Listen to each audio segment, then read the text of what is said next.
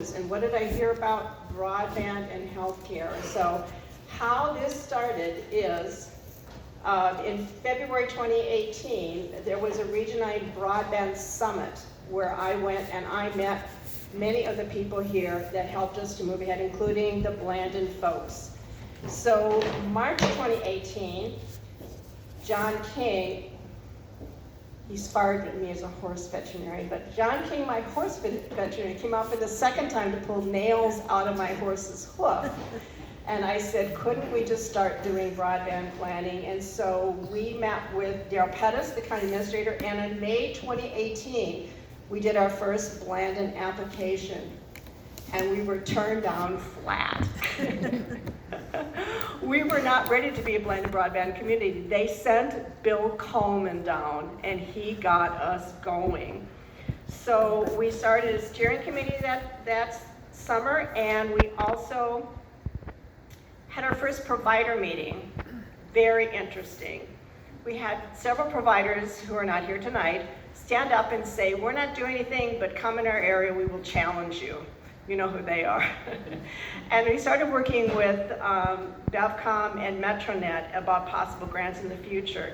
But then that fall, October 2018, we went up to the Blandon conference, and Bill Coleman insisted that we have 5 people to learn about feasibility studies, and we were short one, and Bill Eccles agreed to join us in the windowless room to learn about feasibility studies, and that was great. And that was John King, Jeff Neeson, our IT person, myself, and Sarah Melkow, to learn about feasibility studies. So December, the last board meeting of the year, December 2018, we did a resolution for a $25,000 match for our feasibility study, and the other $25,000 from Blandon, and we're on a roll.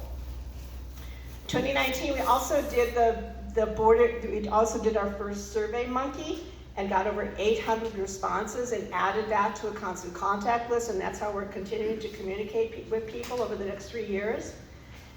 And 2019, we got the first border-to-border application approved with Darien and Lanesburg townships. Jeff, pay attention over there. You got broadband here because of that grant. Yes, that was very, very cool.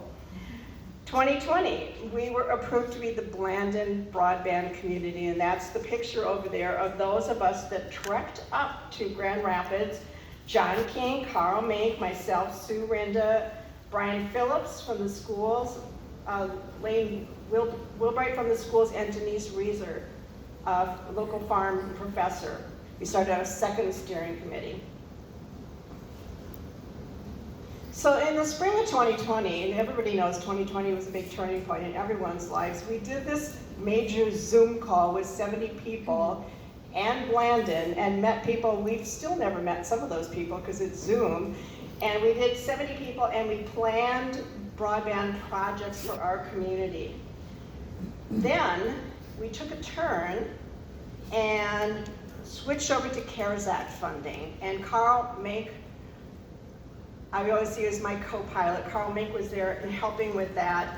And with the CARES Act dollars, we did 7 towers, fiber, built out the fairgrounds, built out the campgrounds, and we did a major amount of, and went out to every single township, and most of the townships contributed their funds to our broadband work there. That was very cool. And Shannon Frost went out and did community training with that. We did a CARES Act video, which was very cool. And we created this Google Suite for government work, which is very cool. So all of our broadband stuff is not on the county, messing up the county stuff. It's on a separate Google Suite. All the information is there as you need it. PCs for people. 50 PCs, and this is PCs for people over here. Yes, and the whole company. Yes. We did 2 more board-to-board applications that fall, and for Lexington and Montgomery townships with Jaguar, Metronet was one of them, and BevCom. And then came January 2021, where we got the no-go because of the RDOF. And if you look at my map up here, I put my map in because this one is mine. It is really messed up. Carl would never approve it. It is not at all accurate, but it gives you a pretty good idea of where we would be now had RDOF not happened. BevCon came back and resubmitted their application. MetroNet did not, so we've lost 2 years of construction because of the RDOF. Chris Mitchell couldn't be here. He's with ILSR, which is a great advocacy group nationally, and they're out of St. Paul, and he and I did a podcast about that. That was very cool. And we're continuing to communicate with the townships and the cities about moving ahead. We tried to get an AmeriCorps person, and we worked with, where's the Krauses? Yes, we worked with Benya about a AmeriCorps person, but that did not work out for us, sadly.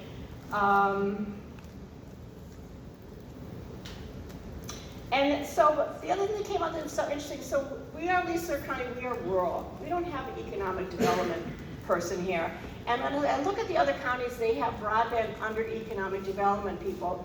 We don't have an economic development person, so we started looking into economic development too, and that's where the Smith people came in. Tim was here earlier, and we did some discussions and planning about economic development, and Bridget was there with that. And moving ahead with the county because they are so linked together, broadband and economic development.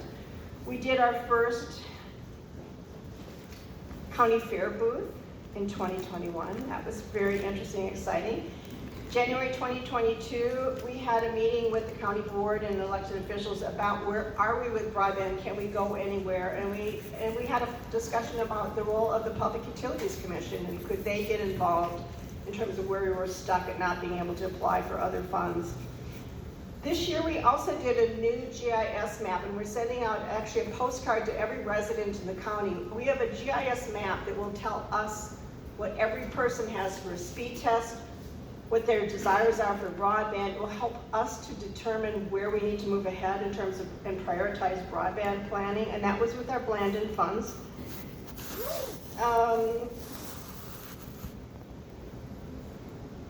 We had a July 9th, very fortunate, very forward-thinking. We had a broadband roundtable discussion with Angie Craig, who is now our district representative here. We're pleased about that.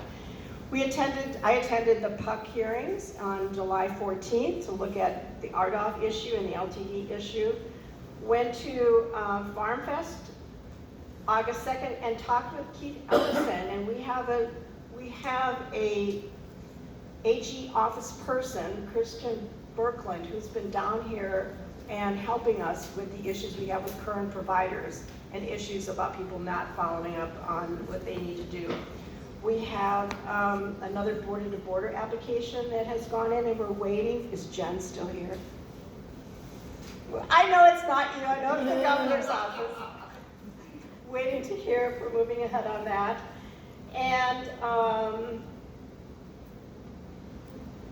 we had a broadband fair about the line extension program, and Jen showed us the map. We have more line extension applications than anyone else in Minnesota, and we're going to keep moving on that.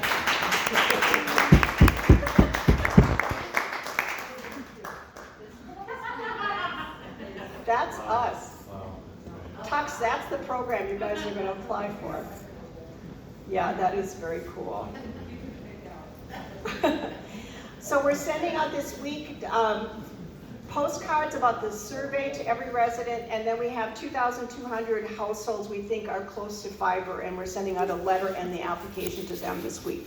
We want to suck up all that money here. And today is our party. We are not, and I want to thank Jeff. I want to thank you for letting us be here this evening. Yes, thank you. I tried to come and help them bottle wine this afternoon. He did not come, but I want to acknowledge Radio Shack Monty Den up in New Prague is absolutely amazing for helping people in our county with computer issues. And I want to also acknowledge the Southern Minnesota News and the New Prague Times and K-Check Radio. I have a quick K-Check radio story. This is so amazing. So I've done some radio shows at K-Check. And we were at the Union Hill Bar, and there's a guy in a flannel shirt staring at me the whole time. And we go to walk out, he looks at me and he goes, "Are you the K-Check Broadband lady?" And I said, "Yes." And he said, "Why am I paying $200 a month?" I said, "Go to Radio Shack, go to Monty, get an antenna. What you're paying for is the TV site." And then he brought up the twins, and so we couldn't let that go. Maureen Reeder. Where's Maureen? Here she is, right here. Maureen has been, I work with her in Hennepin County, and she's been editing our applications everywhere, and that's been a huge help to us. I wanted to thank her.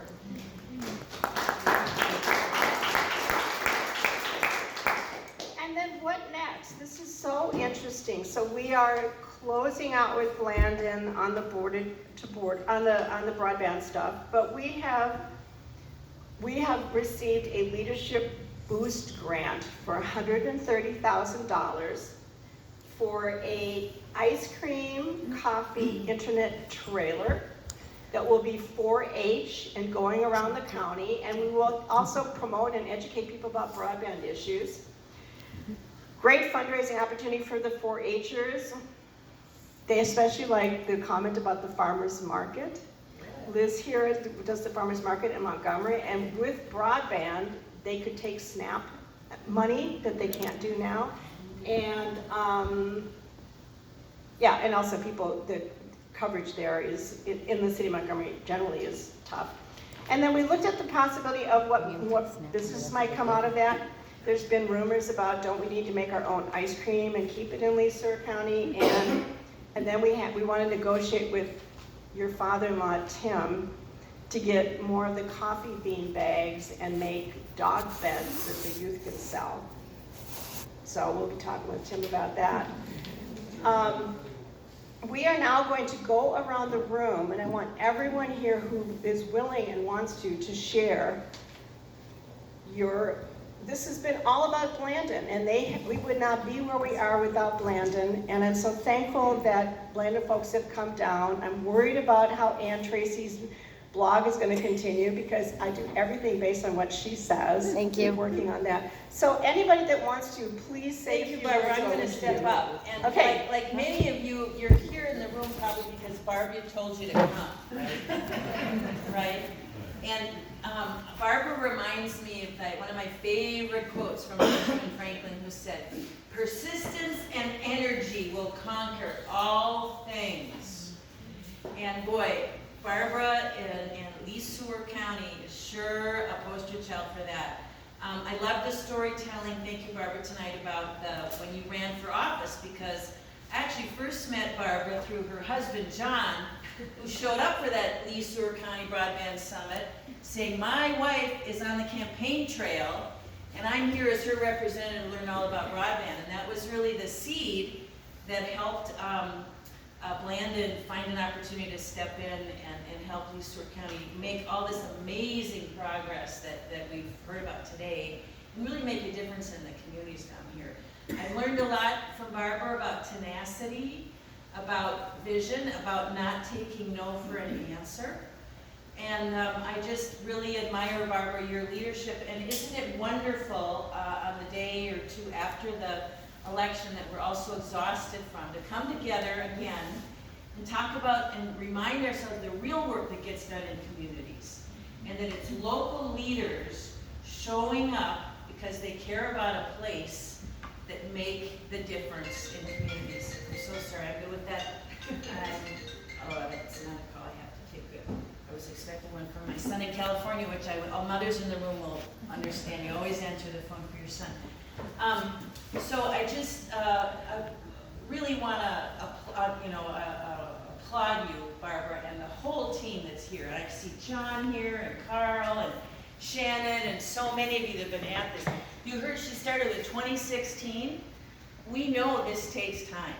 This takes persistence, like Benjamin Franklin said. And Barbara, you've been a champion and an inspiration to so many people, and it's just an honor to be in the presence of so many community advocates. And I know Sueur County is going to take the cake on that line extension program. Talk about, I worked against that line extension program. That was a terrible piece of policy.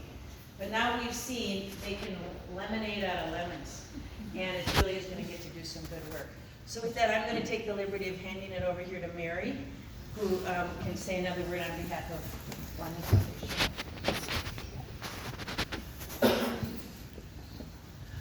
Well, I'm probably like part of the reason why you got rejected for the Blind Broadband Community Program originally, but I'm so We should glad. have been, we should have been rejected. It was the right thing to do. Well, right, and I, just watching you guys persist through it all and just never, that never broke you. You just kept on going. It's like, well, okay, we're gonna do this, and we're gonna do this, and we're gonna do this. It's been a really, I pressed a button. I was hoping I think I did do something to it. No, it's still working. Okay. It's just been really lovely to see, and I'm really glad to be here today. And, on behalf of Blind Foundation, thank you so much for all the work that you've done. It's been a joy to work with you all these years, and I'm really, just really pleased to, I'll be watching. I'll be watching you guys continue to work. And I know that you're gonna do a really great job. So thank you all. Thanks.